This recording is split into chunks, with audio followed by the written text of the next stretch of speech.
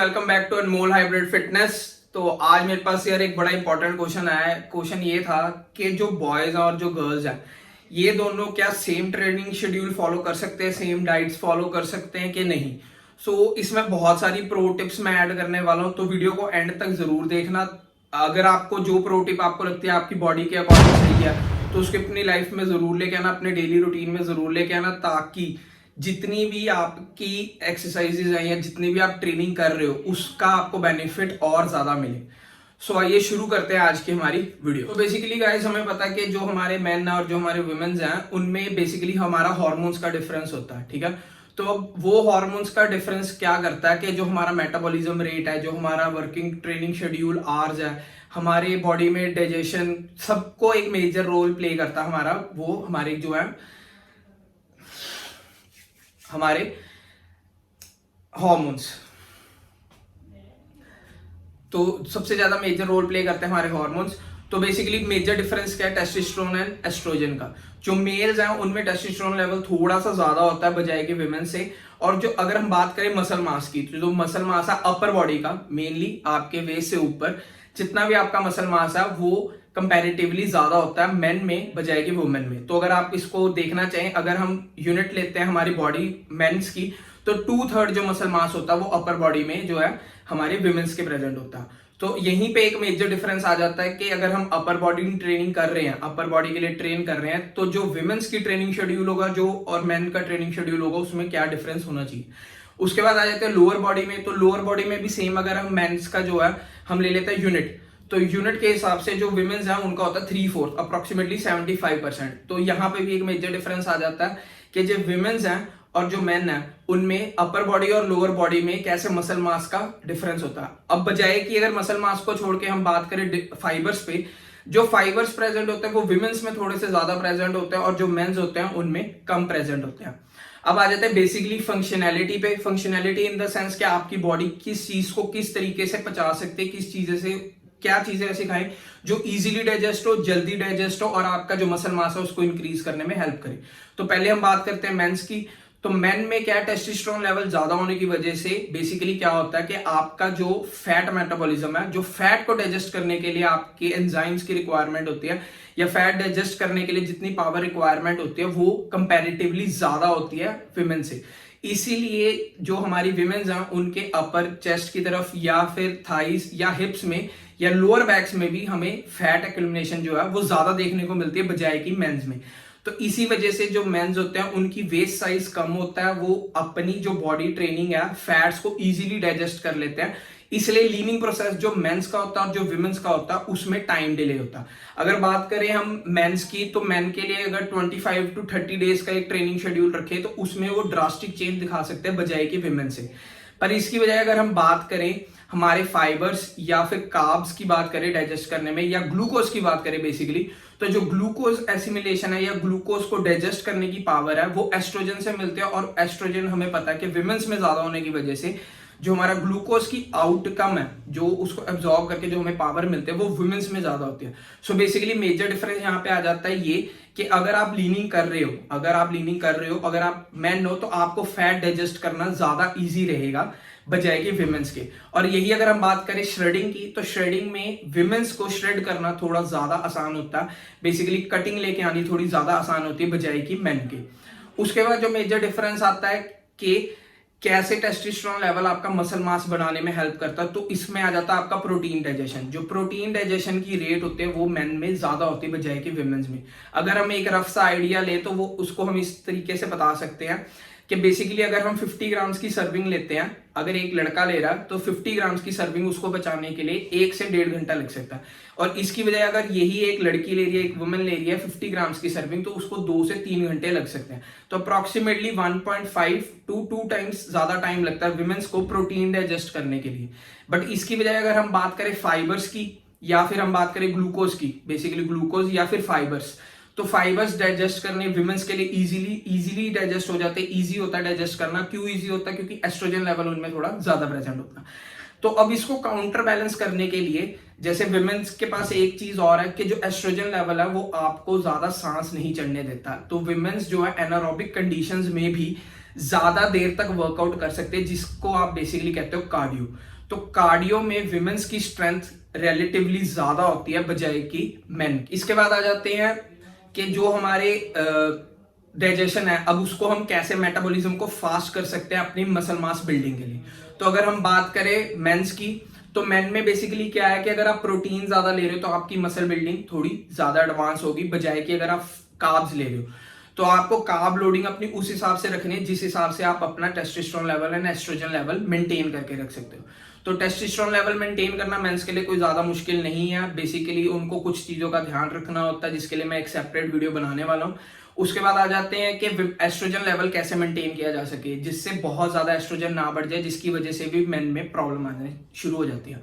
तो oestrogen level को maintain रखने के लिए आप सोया प्रोडक्ट्स ले सकते हैं, बट लिमिटेड क्वांटिटी में। Limited quantity in the sense twice a week maximum, इससे ज्यादा लेने की जरूरत नहीं है, जिससे आप कार्डियो और एनारोबिक कंडीशंस में इजीली सस्टेन कर सकते हो, ज्यादा देर तक वर्कआउट कर सकते हो बजाय कि अगर आप वो चीजें कंज्यूम नहीं कर रहे हो। तो सोया प्रोडक्ट्स में आप सोया चंक्स ले सकते हो, न्यूट्री ले सकते हो, या सोयाबीन की दाल खा सकते हो, सोक करके खा सकते हो, स्प्राउटेड फॉर्म में खा सकते हो। एंड नंबर ऑफ वेज है, बस आपको सोयाबीन को कंज्यूम करना। अब आ जाते हैं गर्ल्स की तरफ। अगर उनको टेस्टोस्टेरोन लेवल अपना बढ़ाना है तो वो कैसे बढ़ा सकते हैं? विटामिन ई ले सकते हैं, विटामिन डी ले सकते हैं, D3 ले सकते हैं। तो ये सारी चीजें यूज करके वो अपना टेस्टोस्टेरोन लेवल मेंटेन करके रख सकते हैं। तो टेस्टोस्टेरोन लेवल मेंटेन है कि नहीं है उसके कुछ चेक्स हैं। तो वो कुछ इस तरीके से, अगर आपके फेशियल हेयर्स की जो ग्रोथ है या फिर आपकी जो नॉर्मल हेयर ग्रोथ है वो अच्छी है, आपके हेयर कंडीशंस बढ़िया है, तो वहां से आपको पता लग जाता है कि आपके टेस्टोस्टेरोन लेवल है जो ऑप्टिमम लेवल पे है, ना कम है ना बहुत ज्यादा है। अगर आपकी बहुत ज्यादा हेयर ग्रोथ हो रही है, बहुत ज्यादा आपको फेशियल हेयर डेवलप हो रहा है या प्यूबिक हेयर्स डेवलप हो रहे हैं, तो वहां पे आपको पता लग जाएगा कि आपके टेस्टोस्टेरोन लेवल इस टाइम पे ज्यादा है और एस्ट्रोजन कम है। तो उसके बाद आ जाते हैं विमेंस को क्या क्या करना चाहिए और क्या नहीं करना चाहिए। तो उनको जो फैट वाली चीजें हैं वो कम खानी चाहिए, क्योंकि जो एस्ट्रोजन है वो फैट को बहुत ज्यादा एक्यूमुलेट कर लेता है, उसको स्टोर करके रख लेता फॉर द लेटर यूज। अब लेटर यूज क्यों? क्योंकि जो विमेन्स हैं उनकी फास्टिंग की जो टेक्निक होती है, जो जब वो फास्ट रखते हैं तो वो ज्यादा देर तक सस्टेन कर सकते हैं। ये हमने बहुत आम देखा होगा अपनी लाइफ में कि जो लड़के हैं उनको फास्ट रखने में दिक्कत आती है बजाय के विमेंस के। तो वो एक यही रीजन है कि उनकी जो फैट एक्यूमुलेशन है या फैट स्टोरेज है वो ज्यादा है, जिसकी वजह से वो ज्यादा देर तक सस्टेन कर सकती है। उसके बाद आ जाता है कार्ब मेटाबॉलिज्म या कार्बोहाइड्रेट्स को डाइजेस्ट करने की बात करें या फाइबर्स को डाइजेस्ट करने की बात करें, तो यहाँ पे जो विमेन्स है उनके पास एक एडवांटेज है, वो जल्दी से जल्दी उसको डाइजेस्ट कर लेती हैं, जिसकी वजह से उनके पास एट प्रेजेंट जो एनर्जी है वो थोड़ी ज्यादा होती है। बट इसका एक नुकसान ये है कि अगर हम बात करें कि फॉर द टाइमिंग 30 मिनट्स का ट्रेनिंग शेड्यूल है और अगर हाई इंटेंसिटी नहीं कर रहे हैं तो क्या होगा कि विमेंस की जो डेवलपमेंट होगी, स्किल डेवलपमेंट होगी या मूवमेंट डेवलपमेंट होगी, वो कम होगी बजाय की मेंस के। तो अब यहाँ पे हमने क्या करना है, जो बैड फैट्स हैं या जो अगर फैट्स भी कंज्यूम करने हैं तो वो एक लिमिटेड नंबर में कंज्यूम करने हैं। Limited number in the sense आप ओमेगा 3 ले सकते हो, ओमेगा 6 ले सकते हैं, कॉड ऑयल ले सकते हैं, लिवर ऑयल जो होता है हमारा फिश का वो ले सकते हैं। तो इससे क्या होगा कि आपका जो मेटाबॉलिज्म है बिल्कुल सही रहेगा, ऑप्टिमम स्टेट पे रहेगा, जिसकी वजह से आपकी मसल बिल्डिंग जो है ज्यादा होगी। वापस मेन पे अब क्या ऐसी चीजें हैं जो खाएं जिसकी वजह से उनको ज्यादा पावर मिले। जैसे अगर आप हाई इंटेंसिटी ट्रेनिंग कर रहे हो, अगर आपका शेड्यूल बहुत ज्यादा लंबा है, अगर आप एनारोबिक कंडीशंस में या कार्डियो करने लगे हो, तो आपको क्या खाना चाहिए as a pre workout, as a post workout, ताकि आपकी जो इंटेंसिटी है वो भी हाई रहे। और दूसरा क्या है कि जब आप वर्कआउट करके हटे हो तो आपकी बॉडी बहुत ज्यादा लेथार्जिक फील ना करे, आपके जो लैक्टिक एसिड है वो बहुत ज्यादा अंदर इकट्ठा ना होना शुरू हो जाए। सो बेसिकली इसके लिए करना क्या है, जो मेंस हैं उनमें फैट डाइजेशन जो है मैंने पहले बताया कि बहुत ज्यादा हाई होती है, तो उसमें क्या कर सकते हैं कि आप अपना ओमेगा 3 ओमेगा 6 का जो कैप्सूल आता है तो आप कहीं भी मेडिकल स्टोर से ले सकते हैं। अगर आप कैप्सूल्स या सप्लीमेंटेशन की तरफ नहीं जाना चाहते तो उसकी बजाय आप आलमंड्स एंड वॉलनट्स खा सकते हैं। तो जो आलमंड्स है उसमें ओमेगा 3 होता है, ओमेगा 3 रिच होते हैं, जो वॉलनट्स होते हैं वो ओमेगा 6 रिच होते हैं। सो यहाँ से आप अपना गुड फैट्स को कवर कर सकते हैं। और अगर हम बात करें लड़कियों की, तो लड़कियां यहाँ पे कार्ब के सोर्स ले सकती है। कर्ड के अंदर अगर आप एक बॉइल्ड पोटैटो ले लें, उसको अच्छे से मैश कर लें, सॉल्ट डालना मर्जी है, वैसे मैं यही सलाह दूंगा कि मत डालो। अगर आपसे नहीं खाया जा रहा स्टार्टिंग में तो आप सॉल्ट भी ऐड कर सकते हो।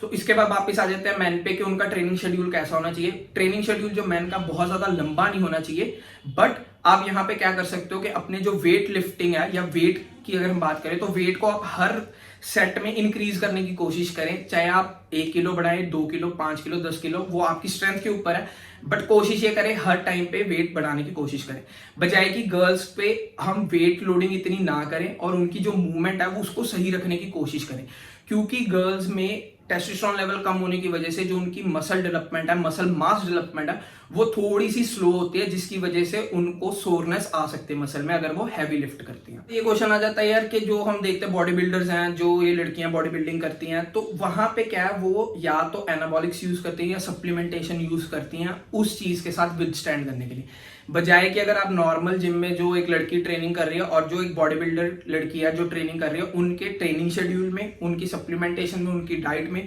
बहुत ज्यादा डिफरेंस देख सकते हो।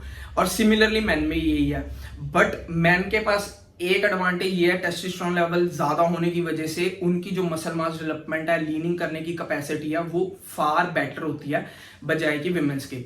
तो अगर हम बात करें, अगर आप 16 साल से ऊपर हो तो 16 साल से लेके 20 साल तक तो ऑलमोस्ट मेटाबॉलिज्म सेम सा ही रहता है, बट उसके बाद मेटाबॉलिज्म में ड्रास्टिक चेंज आना शुरू होता है। तो वो क्यों है? Due to the hormone fluctuation. Clear ले दे के बात यही है कि जो अगर आप अपना लेवल है, हार्मोन्स का लेवल है, उसको अगर आप सही रखोगे, बिल्कुल ओके रखोगे, तो आपको कभी भी मसल बिल्डिंग में या मसल मास बिल्डिंग में प्रॉब्लम नहीं आ सकती।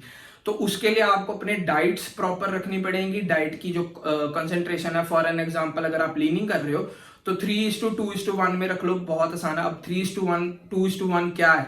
ये चीज क्या है? 3 पार्ट्स आपके प्रोटीन के होने चाहिए, 2 पार्ट्स आपके कार्ब्स के होने चाहिए और 1 पार्ट आपका जो है फैट्स और फाइबर्स के होने चाहिए। अगर आप पूछोगे यार अब हम कैसे 2 पार्ट्स, 3 पार्ट्स, 4 पार्ट्स में डिवाइड करें, तो बेसिकली पार्ट्स को आप मील्स में डिवाइड कर सकते हैं। जैसे फॉर एग्जांपल मैंने 3 मील्स बोली है प्रोटीन की, तो 3 मील्स में क्या करो, एक सुबह सुबह अर्ली मॉर्निंग प्रोटीन ले लो अपना, उसके बाद क्या है, अगर आप वर्कआउट करने जा रहे हो, वर्कआउट से 2 घंटे पहले प्रोटीन ले लो, बहुत बेनिफिशियल रहेगा। आपकी जो मसल मास रिकवरी है, जो हमारा मसल है रिकवर करता है, वो बहुत जल्दी करेगा। उसके बाद post workout within 15 minutes to 20 minutes अगर आप वे प्रोटीन ले लेते हैं तो वेल एंड गुड है। अगर आप वे प्रोटीन नहीं ले सकते हैं, उसकी बजाय आप पनीर ये ले सकते हैं। पनीर बहुत ज्यादा ना खाएं क्योंकि उसमें कैसीन होता है जो आपका फैट फिर से इंक्रीज कर देता है।